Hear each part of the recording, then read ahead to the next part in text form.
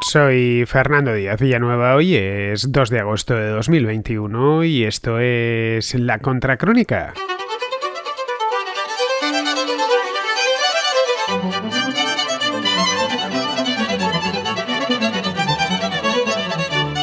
El presidente de Estados Unidos, Joe Biden, se reunió este fin de semana con varios líderes cívicos cubanoamericanos, concretamente en la Casa Blanca. Entre los invitados estaba Yotuel Romero, que es el célebre cantante de hip hop, autor de la no menos célebre canción Patria y Vida, de la que ya he hablado aquí en La Contracrónica hace 15 días. Un tema que se ha convertido en el himno no oficial de la disidencia cubana a lo largo de los últimos meses y que ha puesto banda sonora a las protestas que han tenido lugar en diferentes ciudades cubanas durante el pasado mes de julio. Su éxito, el éxito de Patria y Vida, no se ha limitado en exclusiva a la isla de Cuba o a los cubanos expatriados, ni muchísimo menos. Patria y Vida encabeza las listas de los temas más escuchados en las principales redes musicales y hasta la fecha, lo acabo de mirar, ha obtenido nada menos que 7.600.000 descargas en YouTube. Bien, la reunión de Biden con la disidencia cubana o cubanoamericana es muy reveladora de cuáles serán sus intenciones y su política frente al régimen castrista, que está regentado ahora desde hace poco más de un año por Miguel Díaz-Canel. En el curso de la reunión dijo textualmente a los asistentes que habría más sanciones, así lo dijo, tal cual, a no ser que se produzca un cambio drástico en la isla, en Cuba. Este extremo yo lo dudo y Joe Biden también lo duda, y lo dijo así, lo expresó de esa manera. No era charlatanería, tampoco hablar por hablar, algo muy típico entre los políticos y más entre políticos pura sangre, como es el caso de Joe Biden. Horas antes, el Departamento del Tesoro había impuesto sanciones a dos altos mandos de la policía cubana. Uno se llama Óscar Callejas Valcárcel y el otro Eddie Manuel Sierra Arias. La medida se tomó en respuesta a la represión de las protestas pacíficas registradas hace solo 3 semanas. Las sanciones a estos dos policías llegan días después de que Washington impusiese otras sanciones contra los ministros de Defensa y del Interior de Cuba. Representantes republicanos y demócratas han exigido más mano dura al presidente y que esto no se detenga aquí, que se continúe lo que queda de año y después. Entre tanto, el presidente de Cuba, Miguel Díaz-Canel, reiteró ya por enésima vez que el gobierno de Estados Unidos, es decir, que Joe Biden en persona, está detrás de las protestas y que incluso había manifestantes pagados desde la Florida. Pero vamos, hay motivos para el optimismo. Los estadounidenses, el gobierno estadounidense parece que no quiere abandonar a los cubanos de a pie, al menos no quiere por ahora. La Casa Blanca estudia permitir el envío de remesas a la isla si existe garantía de que ese dinero llegue a los ciudadanos, cosa bastante poco frecuente. Una parte considerable de ese dinero se lo queda siempre el gobierno. También están tratando, y esto es importante, de dar con una vía para proporcionar internet a Cuba tras el corte impuesto por el régimen.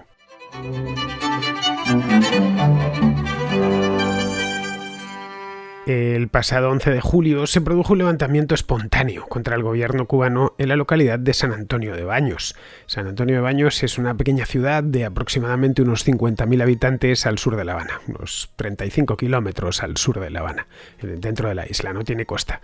La protesta se extendió rápidamente a casi todas las ciudades de la isla. Esto lo pudimos ver aquí en la misma Contracrónica, creo que hice el programa, no sé si fue el 13 o el 14 de julio.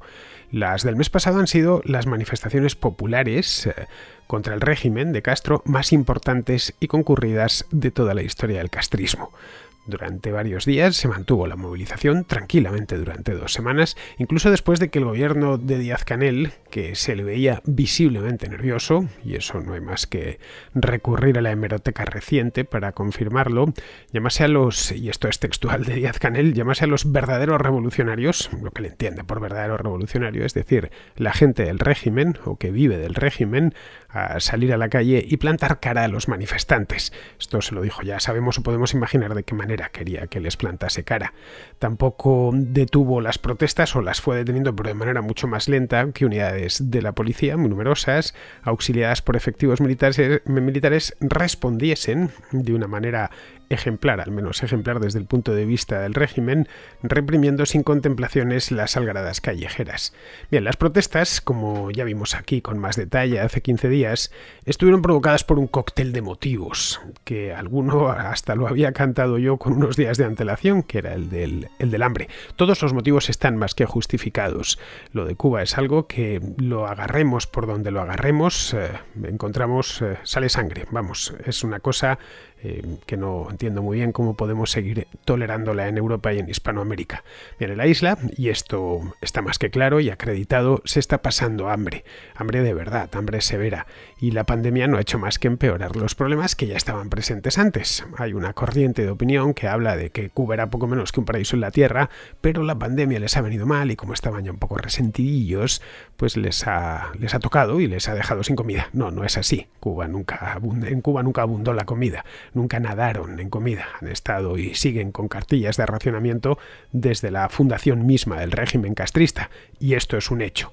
Luego hay problemas añadidos, pero que están larvados desde hace mucho tiempo. El caso, por ejemplo, de la infraestructura sanitaria de Cuba, que se encuentra en pésimas condiciones.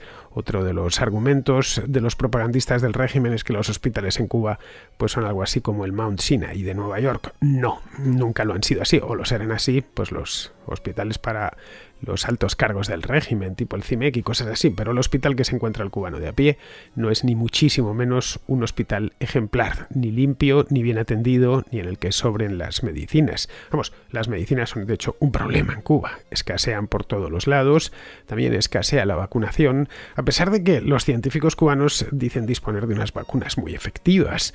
No sabemos hasta qué punto lo son porque no se han estudiado fuera de Cuba, pero a pesar de todo la vacunación, según nos llega de allí, va bastante lenta.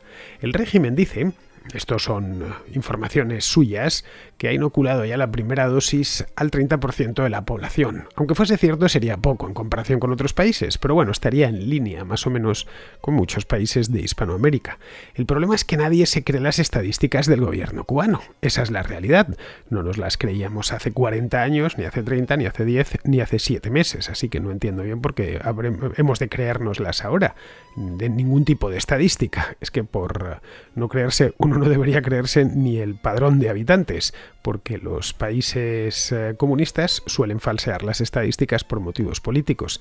Las antiguas estadísticas del bloque del Este eran todas maravillosas. Los países como la Alemania Oriental o Rumanía o Polonia cada año producían más y más y más comida y más hierro y más de todo, pero luego curiosamente había colas en las tiendas. Era algo completamente inexplicable. Así que estas estadísticas cubanas no son muy de fiar, y de hecho son tan poco de fiar que no se tienen en cuenta. Son todas triunfalistas, es esencialmente pura propaganda. Bueno, si de ellas dependiese, de las estadísticas oficiales del gobierno cubano, en Cuba no habría hambre. Hablan de que eliminaron por completo la desnutrición infantil y que en Cuba pues se nada en la abundancia. Esto según las estadísticas estoy hablando. Pero, vamos, si nos tuviésemos que creerlas, los cubanos ahora mismo no sabrían qué hacer con la comida, les saldría por las orejas. Y lo cierto es que la comida escasea.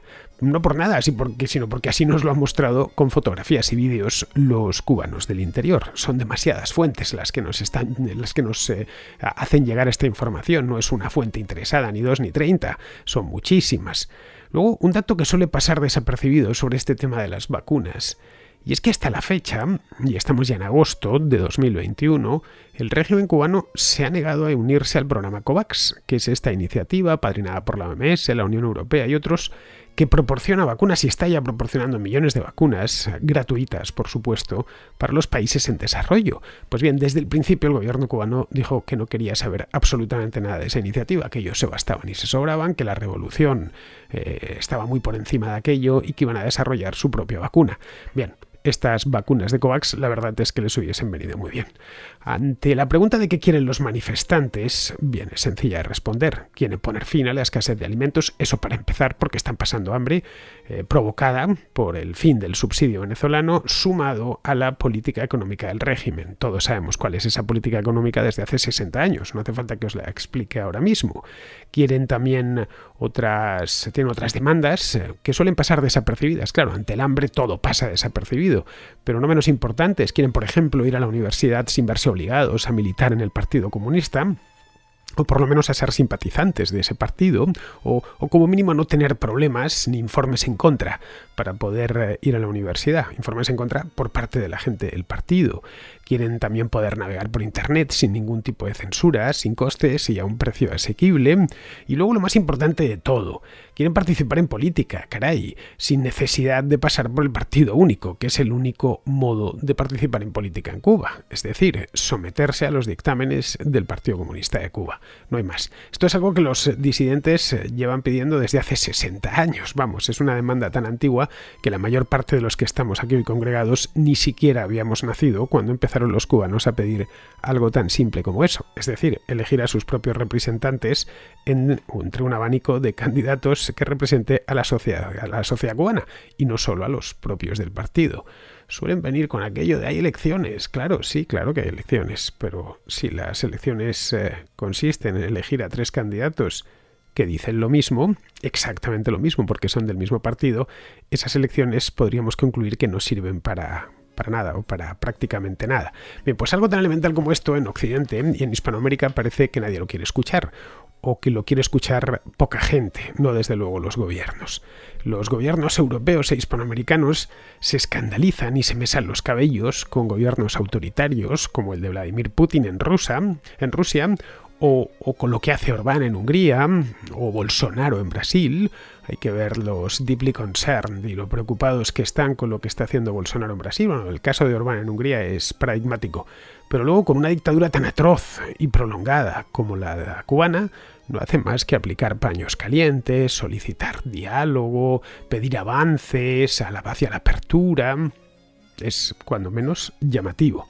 Bien, desde que comenzaron las protestas, muchos en Europa y también en Hispanoamérica han pedido al gobierno de Biden que revise el embargo comercial de Estados Unidos. Esa ha sido la cantinela del último mes. Y bueno, y aparte del embargo, de las medidas que restringen las remesas de dinero enviadas desde los Estados Unidos a los familiares de cubanos que viven en Florida o en Nueva York o en Estados Unidos en general. Bueno, la realidad es que el embargo estadounidense le importa bastante menos al cubano medio que lo que podríamos denominar como el embargo interno del que se vale el régimen para sobrevivir a costa de su propio pueblo. Un ejemplo. El embargo comercial estadounidense, como ya dije aquí hace 15 días, no afecta a los alimentos, tampoco afecta a las medicinas. Cuba puede importar la cantidad de alimentos que considere necesaria y puede importar la cantidad de medicinas que considere necesaria. Evidentemente hay que pagarlo antes. Siempre que compras algo, lo lógico es que pague su importe. Lo hace todo el mundo, es lo lógico y además lo justo. Bien, pues el Estado cubano dedica cada año unos $100 millones a importar carne de pollo a Estados Unidos. Este es un dato real. Pero la revende luego esta carne de pollo que ha importado en Estados Unidos, se la revende a los cubanos como un producto de lujo. Es decir, que está tomando el dinero que tienen, no es mucha cantidad, pero sí lo suficiente como para comprar algo de carne de pollo en Estados Unidos que no le afecta al embargo de ninguna manera y luego hacer dinero con esa carne que ha importado previamente. Se puede ahora permitir, si nos ponemos muy generosos, permitir que las remesas lleguen con más facilidad y que se pueda inundar la isla de dólares. Pero eso no ayudará en absoluto a los demócratas cubanos. El gobierno está en disposición, puede hacerlo, puede apoderarse de todo o de gran parte de ese dinero, que de una manera muy sencilla, ni siquiera necesita robarlo directamente o incautarlo. Simplemente fijando tasas cuando el dinero llegue a Cuba. De este modo nos podríamos encontrar con que de cada dólar que llega a la isla proveniente de un familiar que está en el exterior, el gobierno se apodere de 75 centavos. Ojo, no sería nada raro, no estoy inventando nada extraño. Actualmente se queda con unos 20 centavos de dólar por cada dólar que entra desde el exterior.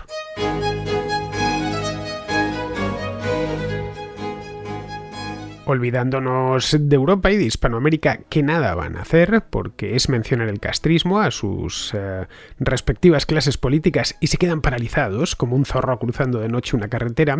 Bien, olvidándonos de estos dos grupos, de hispanoamericanos y europeos, ¿qué puede hacer el gobierno de Estados Unidos frente a esto? Digo Estados Unidos porque parece ser, tal y como os he comentado antes, que Biden viene con ganas de guerra entre comillas, es decir, viene con ganas de plantarle cara al castrismo. Así que hay esperanzas. Lo vimos el otro día en esta reunión que tuvo con los cubanos en la Casa Blanca, las sanciones que ella ha impuesto. A ver, puede hacer algunas cosas, unas cuantas, más de las que a veces se piensa. Puede hacer como ya está haciendo, sancionar a todos los que vulneren los derechos humanos dentro de la isla. Esto puede tener una eficacia limitada, y de hecho la tiene, pero bueno, ahí está. Así tocará el bolsillo a quienes acumulan dinero dentro de Cuba, que son los altos cargos políticos y militares, y les convierte en apestados internacionales. Estos altos cargos necesitan guardar su dinero, el dinero del pillaje, en algún lado, y obviamente no lo hacen en su casa de La Habana, dentro de un calcetín. Necesitan bancos e instituciones financieras que no se encuentran en Cuba. Puede también intensificar la presión diplomática, lo cual está muy bien y sobre todo, tratándose de Estados Unidos, tiene una capacidad de presión diplomática considerable. Si se ponen serios con esto, muchos otros países, no solo hispanos, sino también de otras partes del mundo, le seguirán, incluyendo, de entre los países hispanos, a México, que es el más grande de todos y el más poblado, y que aunque esté gobernado por Andrés Manuel López Obrador, puesto a elegir entre Estados Unidos y Cuba, se quedará siempre con Estados Unidos, de eso no me cabe la menor duda, aunque solo sea por la cuenta que le trae. Por último, y esto es importantísimo a mi juicio, puede hacer todo lo que esté en su mano, que tratándose de Estados Unidos es muchísimo, para que los cubanos sigan conectados a Internet, sigan conectados a la red. La red aquí es clave, mucho más de lo que pensamos. Las protestas del mes pasado, ya lo comenté por encima en el programa que hice a mediados de julio, se extendieron gracias a la red. Y nos enteramos de ellas gracias también a la red. Cuba es de los últimos países del mundo que se han conectado plenamente a Internet. Esto es algo que suele ser desconocido, más allá de sus fronteras, más allá de sus costas, mejor dicho. No olvidemos que Cuba carece de frontera terrestre. Bueno, sí, tiene una pequeña frontera terrestre con la base de Guantánamo. Bueno, oficialmente, Guantánamo pertenece a Cuba, aunque los estadounidenses se lo tienen algo así como alquilado. No es un alquiler propiamente dicho porque el gobierno cubano renuncia a tomar el dinero de los yanquis y por eso pues no se paga ni siquiera el alquiler. Pero bueno, que el resto de la isla no tiene más fronteras terrestres que esa. Bien, pues más allá de sus costas, se suele desconocer que Cuba ha tardado muchísimo tiempo en entrar en la era de Internet, en la era de la información. Lo han hecho gracias a los teléfonos móviles de última generación, como otros muchos países del mundo. Esto no es el único. Es algo muy reciente, de hace solo 3 o 4 años, cuando el gobierno finalmente permitió que la empresa estatal de telecomunicaciones, que se llama ETEXA, ofreciera acceso de datos al público general. Antes este acceso de datos y por supuesto la conexión a Internet con terminales fijos estaba muy limitada. Se servía con cuentagotas. Tenías que tener muchos informes a favor hace unos años para que en Cuba te dejasen conectarte a Internet. Bien, ETEXA abrió, bueno, ETEXA lo hizo es una empresa estatal, no lo olvidemos, lo hizo porque se lo dijo el gobierno. Y aquello llegó en un momento dulce, porque si esto hubiera pasado, no lo sé, hace 12 o 13 años hubiera sido distinto, pero llegó en un momento en el que la red 3G estaba ya de tercera generación, no es la más rápida, pero sí lo suficiente como para utilizarlo como mensajería rápida, instantánea o para enviar fotografías, sí lo suficiente como para que comunicarse dentro de la isla y de la isla hacia afuera fuera relativamente rápido. Luego también llegó un momento en el que los terminales móviles chinos de bajo coste, que han inundado todo el mundo, están por todas partes, empezaron a estar disponibles de manera masiva. Hoy se puede tener un smartphone, que era un producto de lujo hace solo 10 o 12 años, hoy está al alcance de casi cualquiera. Hay teléfonos con un montón de servicios y por supuesto con acceso a Internet y todo tipo de aplicaciones de mensajería por, no lo sé, 50, 60, $70. Así que incluso digo yo que se podrían llegar a conseguir más baratos que eso. El hecho es que esta comoditización del smartphone ha permitido que hasta incluso un país tan pobre como Cuba tenga smartphones, es decir, tenga estos teléfonos. A ver, no son iPhones de última generación, pero sí lo suficiente como para poderse comunicar de manera fácil y rápida. Bien, esta es la situación en la que se encuentra la comunicación móvil en Cuba cuando llegan las protestas. Es que sin eso hubiera sido muy difícil que estas protestas se hubiesen producido. El gobierno, la verdad, cuando levantó la mano o cuando la abrió, yo creo que pensaba en que esto y los cubanos iban a utilizar Internet para otras cosas, que el país está tan sometido después de 6 décadas que no se les ocurriría mandarse fotografías de manifestaciones ni animarse a protestar contra el gobierno. Yo creo que esperaba que los cubanos lo empleasen los teléfonos, los smartphones, para enviarse fotos por Telegram y ver vídeos musicales en YouTube. Pero bueno, aparte de eso, que por supuesto también lo hacen, han empleado esta herramienta, esta novedosa herramienta que les comunica de un modo rápido y privado para compartir su malestar, que evidentemente y sobre todo de un año a esta parte es mucho, y manifestarse contra el gobierno. Bien, todo esto el régimen lo pudo comprobar de primera mano el pasado 11 de julio. Todo sucedió además a muchísima velocidad y la protesta estaba descentralizada, luego no se podía atrapar al organizador, que no lo había. Vamos, que no había un nodo central llamando a las manifestaciones y coordinándolas, por más que la propaganda del régimen insista en ello desde entonces. Aquello funcionaba por pura emulación, es decir, había unos cuantos en Santa Clara, en el centro de la isla, que veían lo que estaba pasando en Camagüey. Los de Camagüey a su vez lo habían visto que también sucedía en Santiago, y los de Santiago habían visto que les habían enviado fotos o incluso vídeos desde La Habana o desde San Antonio de Baños, por ejemplo. Bien, esa fue la razón que explica que el incendio se extendiese tan rápidamente por toda la isla, una isla que por lo demás es bastante grande, vamos, que tiene 1000 kilómetros de punta a punta y las comunicaciones terrestres no son especialmente buenas.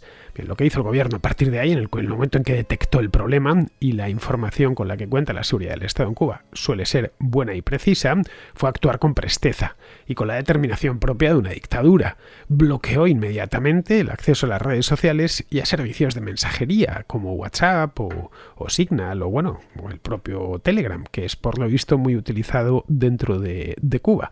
Algunas zonas conflictivas lo que hizo fue desconectarlas inmediatamente de la red y en otras redujo la velocidad de datos. Pero vamos, el apagón, es decir, el corte absoluto, fue la tónica general. Entre eso y la represión policial directa que siguió a las protestas y que en muchas ocasiones la hemos podido ver por internet, hubo un caso de un programa de televisión en España donde se detuvo a una disidente cubana en directo. Estaban en ese momento entrando, creo que era un programa de la cadena 4, y a la persona que estaba informando al programa este español, pues se la llevó presa la seguridad del Estado, la policía cubana. Es decir, estas cosas nos hemos encontrado todo gracias a Internet. Claro, el tema de Internet es curioso. Ha puesto por de pronto al gobierno cubano ante un dilema digital. Pero claro, es que Internet es un cuchillo de doble filo. Lo mismo puede servir para clamar por la libertad, como es el caso de Cuba, lo acabamos de ver, que también sirve para que las dictaduras lo empleen para apuntalar su poder. Los tiranos que en el mundo emplean la red y la Internet y las herramientas propias de Internet para vigilar a la población, para reprimir a la disidencia y para manipular la información que les llega a sus ciudadanos. Bueno, ahí tenemos el caso chino como muestra, que es un país en red, pero un país en red para el mal, al menos las redes del gobierno. Internet y la tecnología son, en el caso de China, un aliado clarísimo y fundamental, un aliado clave de la dictadura. Eso sí, los dirigentes chinos, antes de meterse en el crédito social y en otros programas, se ocuparon previamente de blindar el país construyendo un cortafuegos que impide a los chinos acceder a un número muy grande de páginas web y de servicios, incluidos las redes sociales, por ejemplo, las occidentales por lo menos, Twitter, Facebook, etcétera, y las plataformas de vídeo como YouTube. Por eso existe en China una alternativa para cada una de las aplicaciones y de los servicios que hay en Occidente. En Cuba, evidentemente, el gobierno no puede ni soñar con algo parecido, y es por ello que aquí Estados Unidos sí puede hacer algo, porque ya lo ha hecho en el pasado. Hace unos años, el Congreso de Estados Unidos aprobó una ley para proteger a las víctimas de la censura en Irán. Con esa ley se destinaron fondos a la instalación de proxies para eludir los controles del gobierno iraní. Desde entonces, Estados Unidos ha gastado más de $100 millones en programas para promover la libertad en Internet. Ha financiado iniciativas, como tiene una que se llama Internet en una maleta, que permite a los activistas conectarse, incluso cuando hay un corte de Internet decretado desde arriba. Hay de hecho una aplicación de mensajería que se llama Tor, que aunque se corte Internet sigue funcionando. Tor es, más que una aplicación, es propiamente un software completo que equipa incluso un navegador anónimo imposible de rastrear, y este software, de Tor, fue financiado con fondos de la Marina de Estados Unidos. Cuando Irán volvió a cortar Internet con motivo de las protestas de 2019, que os comentaba yo aquí hace un par de años, El entonces secretario de Estado de Trump, Mike Pompeo, pidió a los iraníes que se comunicasen a través de Telegram, que es un servicio encriptado de extremo a extremo. A finales de noviembre de ese año, Pompeo aseguraba haber recibido decenas de miles de mensajes desde el interior de Irán, todo gracias a Telegram. Luego hay un proxy que se llama Psiphon con PH. Es una herramienta de elusión, también de controles gubernamentales, que también fue en origen financiada por el gobierno de Estados Unidos. Bueno, esta de Psiphon fue clave en las protestas de Bielorrusia del año pasado. Y de Psiphon se sirven más de 1 millón de cubanos, que han sorteado de este modo los rastreos del gobierno. Pero claro, si Internet se corta del todo, es decir, hay un corte absoluto, es como cuando te cortan la luz o el agua, de nada sirve Telegram o Psiphon. Bien, eso es lo que ordenó Díaz-Canel, partiendo del viejo refrán castellano de muerto el perro, muerta la rabia. Esos cortes totales podrían sortearse con conexiones vía satélite apoyadas por globos atmosféricos que permitan a los terminales conectarse. Estuve leyendo el otro día sobre este tema y me pareció muy interesante, aunque también, en cierto modo, muy embrionario. Pero aun siendo eso imposible, los terminales pueden conectarse entre sí, no lo olvidemos, mediante Bluetooth o mediante Wi-Fi, aunque Internet haya dejado de funcionar. La transmisión, evidentemente, es mucho más lenta y el alcance es infinitamente menor, pero los mensajes cifrados pueden seguir circulando, mucho más deprisa de lo que al gobierno le gustaría. Vamos, si existe el medio, los disidentes intentarán comunicarse entre sí, eso es inevitable. Pueden organizar manifestaciones, transmitir información sobre cómo les están reprimiendo o buscar aliados, tanto en su casa como en el extranjero. Las dictaduras siempre van a utilizar Internet para difundir propaganda, para desinformar a la población, para confundir a los manifestantes y para vigilar a los activistas y detenerlos luego, claro está. Cuando todo esto falla y ven que se les va la cosa de las manos, ya van directos, ya desconectan al país, como lo desconectan de Internet, como hizo Díaz-Canel hace 3 semanas. Estados Unidos tiene la obligación moral de impedir que la isla quede completamente desconectada. Ya sé que es todo un desafío técnico, pero resolverlo demostraría, aparte del poderío de los Estados Unidos, demostraría que el gobierno de Biden apoya realmente una Cuba libre.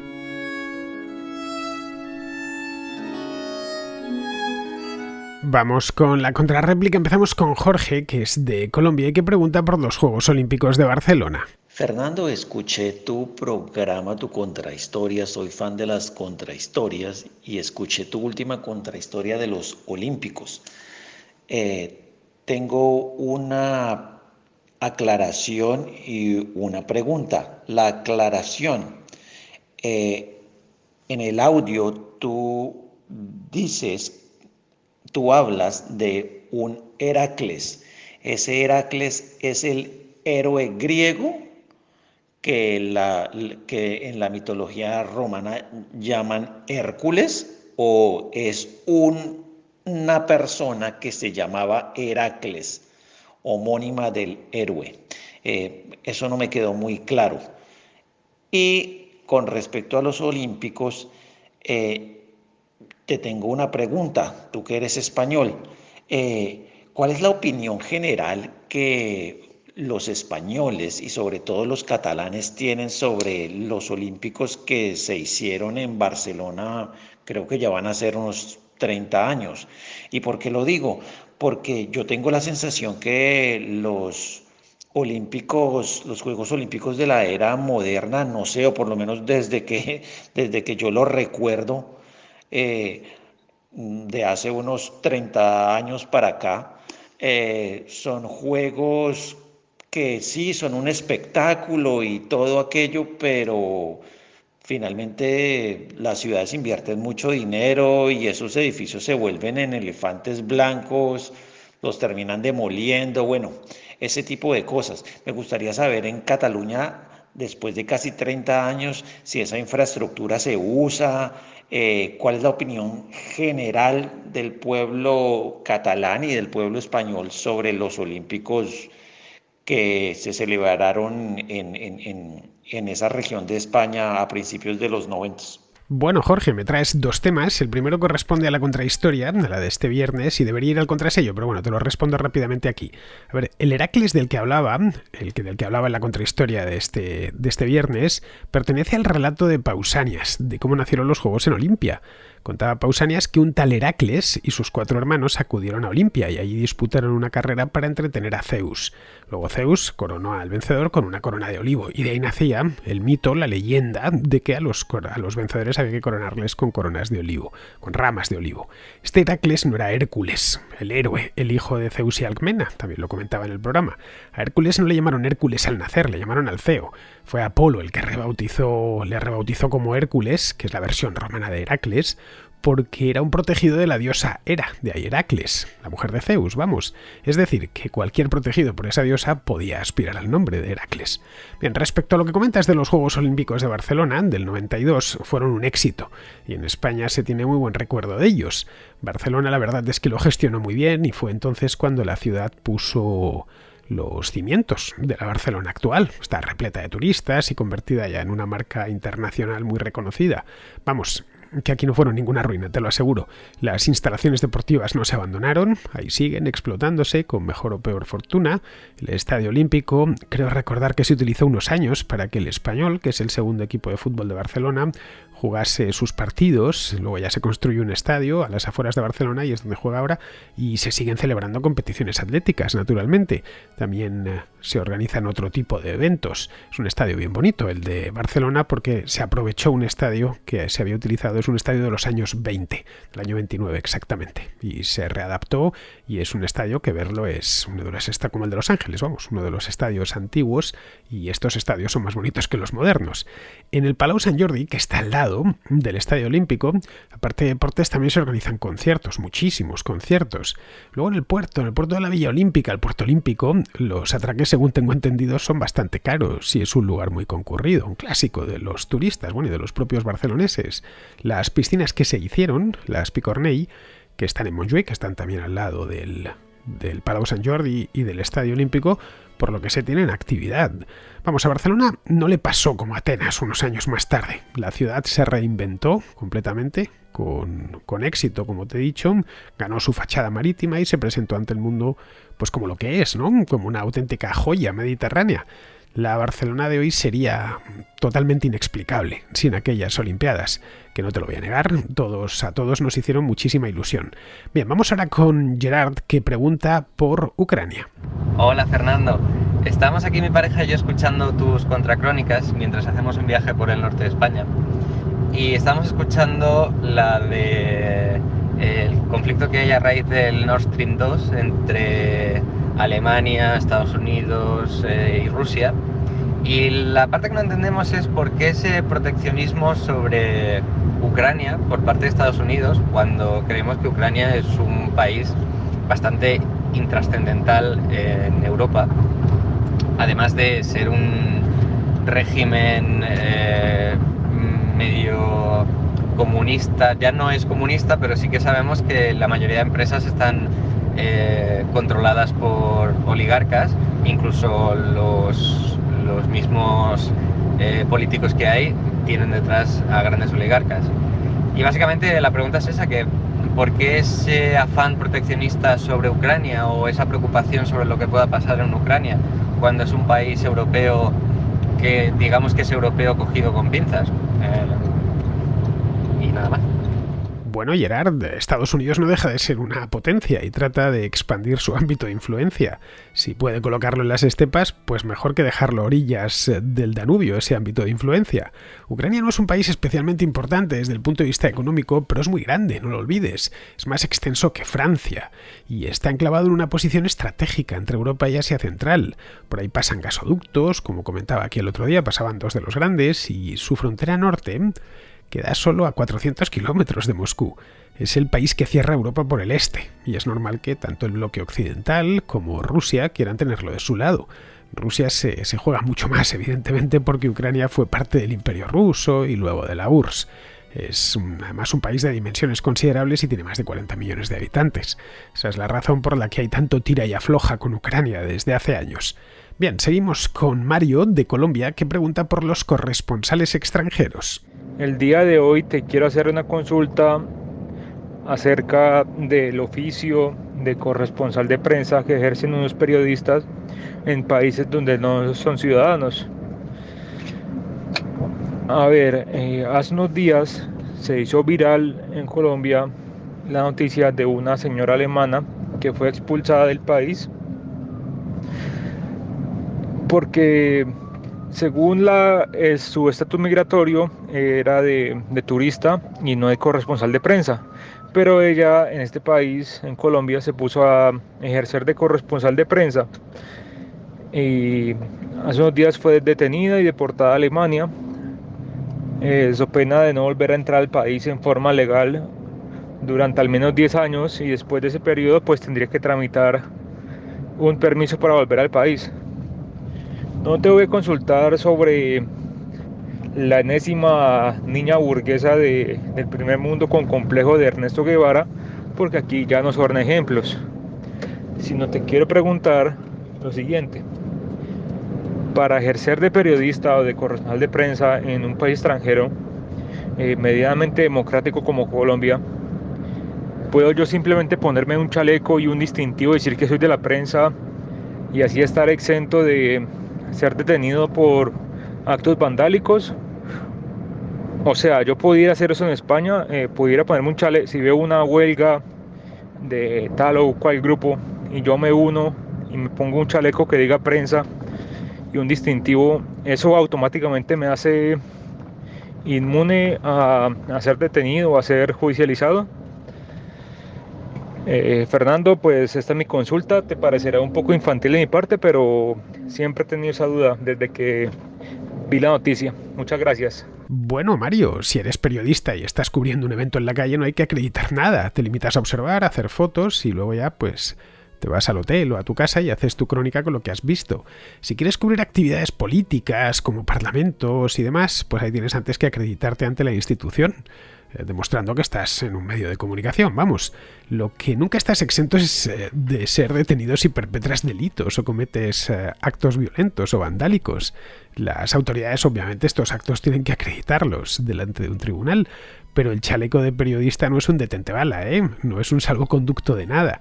Los reporteros se limitan a mirar y recabar información para luego estructurarla y ofrecérsela a sus lectores o a sus oyentes. Vamos, no tiene más misterio la cosa. Yo soy periodista, llevo en este oficio muchos años y puedo ejercer de periodista vaya donde vaya. En algunos lugares, eso sí, me tendré que acreditar, pero si veo una manifestación en la calle y considero que eso es noticia, pues el trabajo no requiere más que ojos, oídos y, si es posible, una buena cámara de fotos. Bien, seguimos con John, que crea una nueva sección que estoy empezando a plantearme si la adopto o no, que él denomina Noticias Podemongers. Quería simplemente pasarte, me imagino ya lo habrás visto, pero el tuit este no sé si se podría llamar una noticia de estas Podemongers o así, pero la menestra Yone Belarra, con su tuit sobre la nieve en Brasil, que me parece que ha sido brutal, está recibiendo zascas a diestro y siniestro y creo que es digna de mención. Le puede sacar un poco de jugo al tema, me parece a mí. Bueno, un abrazo. Pues sí, John, leí el tuit de Yone Belarra y no sé lo que a ella le llamó la atención de la nevada en el sur de Brasil. No sé si fue el hecho de que pensase cómo podía nevar, se plantease cómo podía nevar en verano, y eso es una posibilidad, o la otra es que, bueno, que supiese que Brasil efectivamente está en el hemisferio sur, pero le sorprendía que nieve allí, porque claro, considera que es un país tropical. Si es lo primero, que es lo que han interpretado sus críticos en las redes sociales, es decir, que no sabía que Brasil está en el hemisferio sur, pues a ver, yo creo que debería replantearse lo suyo y la geografía. Vamos, que debería, ahora sí que sí, comprar un atlas mundial cuanto antes y aprovechar el verano para mirar los mapas. Si es lo segundo, que es lo más probable, pues habría que recordarle que Brasil es un país inmenso. Tiene 8,5 millones de kilómetros cuadrados. Para que nos hagamos una idea, la Unión Europea tiene menos de la mitad. La Unión Europea tiene unos 4 millones de kilómetros cuadrados. Y claro, como tal, pues abarca varias zonas climáticas. Vamos, que no todo el país es la playa de Ipanema o las selvas amazónicas. El sur de Brasil está por debajo del trópico de Capricornio, está ya en las latitudes medias y tiene un clima templado con 4 estaciones perfectamente reconocibles, similar al de Uruguay. En el estado de Río Grande do Sul, en invierno hace fresco, especialmente en las montañas del interior, la llamada Serra Gaucha, donde suele nevar en invierno. A ver, no son nevadas como, qué sé yo, las de los Andes, pero sí, pues de vez en cuando, entre que está en el hemisferio sur, por debajo de los trópicos, y si pasa una borrasca con un frente frío asociado, pues nada, nieva. Tampoco una cosa loca, pero algo de nieve cae, es relativamente común. Si esto último, ya digo que es lo más probable, es lo que le sucedió, pues no sé, le estaría sucediendo como a esos escandinavos que si vienen a Castilla en invierno no se creen que estén en España, porque claro, hace demasiado frío y no hay palmeras y están todos completamente decepcionados diciendo, esto no puede ser, esto no es España, aquí falta algo, ¿qué falta? Pues falta cada 40 grados y unas cuantas palmeras ahí. Pues ya, mujer, pero es que estás en Burgos o en Valladolid y aquí ni hay palmeras y además suele hacer frío todo el invierno y buena parte del verano. En fin, que se creen que toda España es la Costa del Sol. Pues algo parecido me parece a mí que es lo que le ha sucedido a Yone Belarra con Brasil, que ha pensado que todo Brasil es Copacabana. Bien, pues vamos a terminar ya, vamos con Pizarro, que nos habla de Macron y las vacunas. Ya sea porque en la memoria de los franceses anda presente el espectáculo gubernamental de imprevisiones, ineptitudes, dudas, mentiras y contradicciones de la gestión pandémica, o porque la corriente antivacunas francesa tiene abolengo. El caso es que la maquinaria estatal no termina de convencer pese a los hechos constatables, el aval del consenso científico y los medios de comunicación lacayamente volcados. Y ahora se dedica a amenazar con restricciones e imposiciones para doblegar la voluntad de los no convencidos. Como pese a todos la gravedad de la situación remite y Manuel se apuntará el tanto, probablemente no tendrá que segregar ni detener en masa. Lo interesante es comprobar que la alternativa a no vacunarse no es la mascarilla, la distancia y el gel hidroalcohólico como hasta ahora, sino que es la segregación, la discriminación y la exclusión. Ahí radica el abuso que en general se tolera sin más. Un cordial saludo de Pizarro. Y hasta aquí, queridos amigos, llega la contracrónica de hoy, que me ha salido especialmente larga, pero bueno, será la última contracrónica de esta semana, o eso creo, porque mañana me voy a Alemania y no voy a tener modo humano de hacerlo, porque tengo que ir, tampoco es que me vaya a la luna, pero es un viaje lo suficientemente largo como para que no me permita preparar programa. Una vez en Alemania voy a buscar una buena conexión de internet para continuar con las contras. Se lo comentaba ayer a los patronos, los miembros del canal de YouTube y los fans de iVoox, se lo comenté en un vídeo privado, y nada, les explicaba cuáles eran mis planes, no solo para esta semana, sino para el resto del mes de agosto. De cualquier modo, os prometo, eso sí, grabar algún vídeo o algunos vídeos. Pues eso mismo, hasta la próxima.